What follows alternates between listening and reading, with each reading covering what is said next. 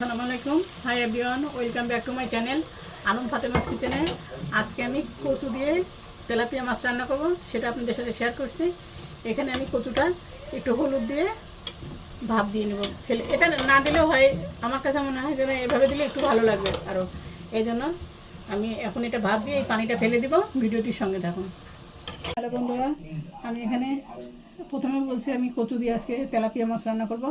তো এখানে হলুদ আর লবণ দিয়ে মাছটা মেখে রেখেছি, ধুয়ে তারপরে হলুদ আর লবণ দিছি, মাখাইছি। এখন আমি এখানে ফ্রাই প্যান গরম দিছি, ফ্রাই প্যানটা গরম হয়ে গেছে, তেল দিয়ে দেবো।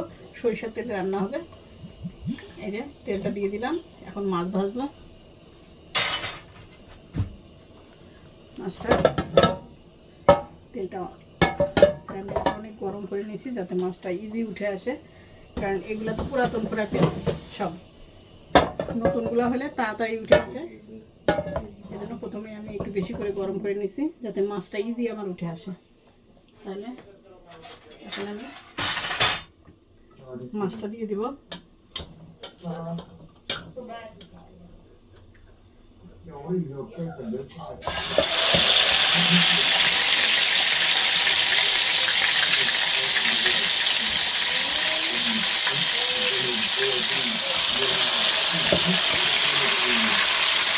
মাছটা বড় বড় কাটার একটাই কারণ, বাচ্চারা ওই দেখা যাচ্ছে মাছটা খেয়ে নেবে, ভাতটা তো অল্প খায় না বাচ্চারা। এই জন্য মাছগুলো আমি একটু বড় বড় করে নিচ্ছি যাতে মাছটা খেলে অন্তত ওদের পেটটা ভরে যাবে। একটু বড় বড় পিস করছি ওই কারণেই, নাহলে এত বড় বড় করে কাটতাম না। বাচ্চারা তো খাওয়া দাওয়া এরকম খেতে চায় না, হয়তো শুধু মাছটাই খাবে, অন্য কিছু খাবে না। আচ্ছা, এখন আমি ওর কাছে আরেকটা মাছ দিয়ে দিই নাকি আরেকবার দেবো।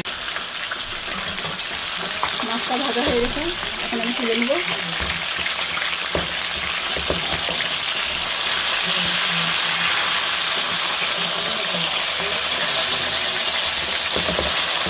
একটা সময় একটা অনেক ভালো লেগে গেছে।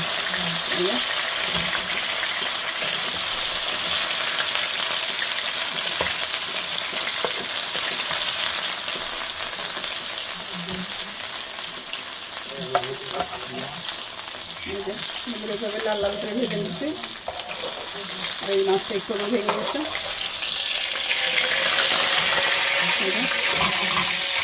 সবগুলো মাছ আমি ভেজে নেবো এখন।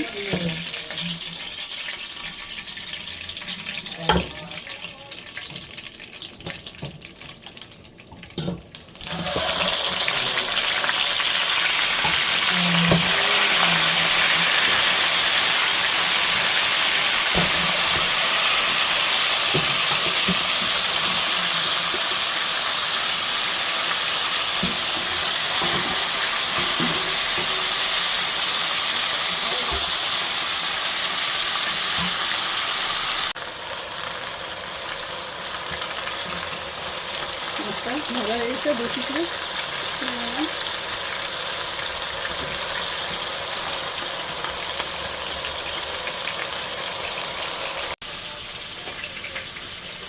পেঁয়াজ দিয়ে দিলাম।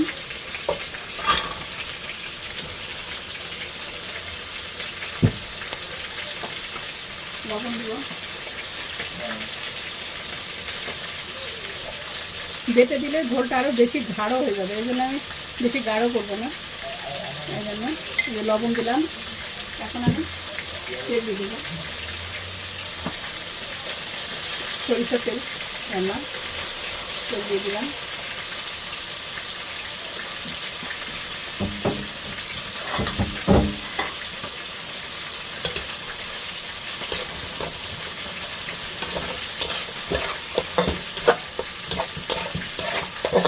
তেলটাকে ব্রাউন করে নেব।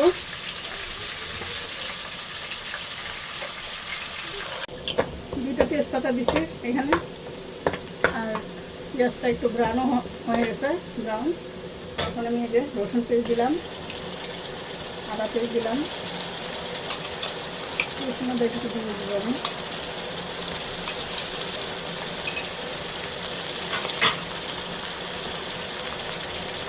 এখানে সামান্য পানি দেবো, গরম পানি, এখানে মশলাটা ফুটে যাবে।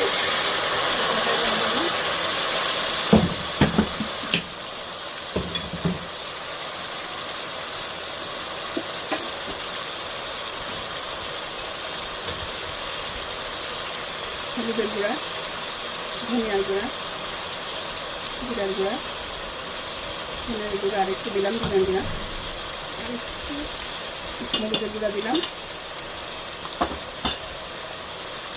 এখন এই মশলাটা সুন্দর করে কষিয়ে নেব।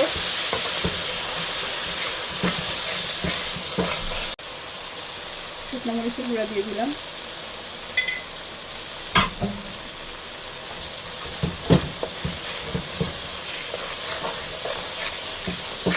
এটা সুন্দর করে কষিয়ে নেব।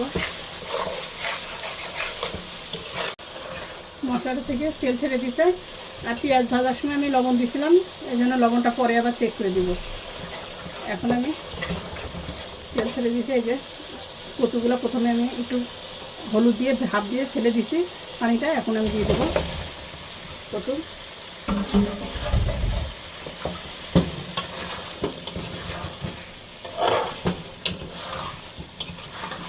কচুটার সঙ্গে সুন্দর করে কষিয়ে নেব।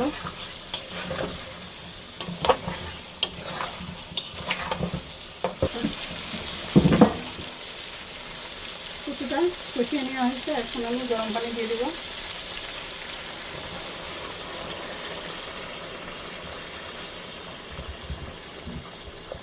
ঝোলটা অনেক গাঢ় হয়ে যাবে, কচু তো গলে আরও ঝোল গাঢ় হয়ে যায়, এই জন্য আমি পানি একটু পরিমাণে বেশি দিয়ে দিলাম।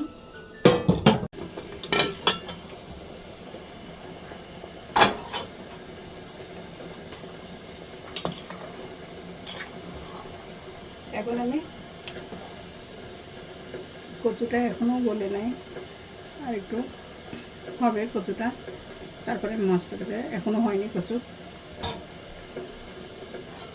কচুটা গলুক, ততক্ষণ অপেক্ষা করবো।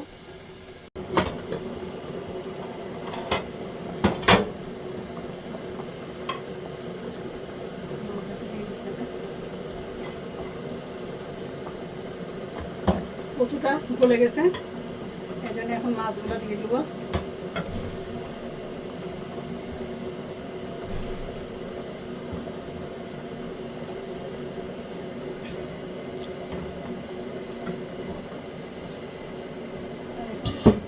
এখানে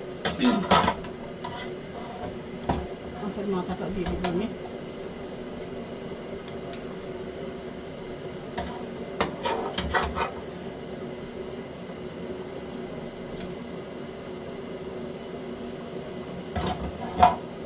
আর লবণটা আবার চেক করবো আমি, চেক করে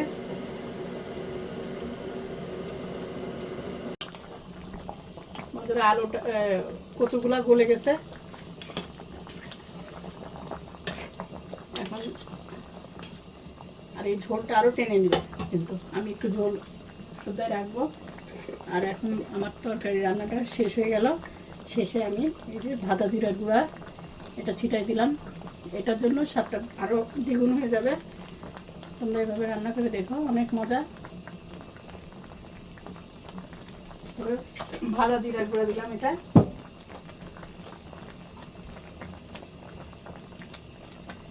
আর এই রান্নাটা তোমাদের কেমন লাগলো, আমার ভিডিওটা ভালো লাগলে লাইক, কমেন্ট, সাবস্ক্রাইব করবা।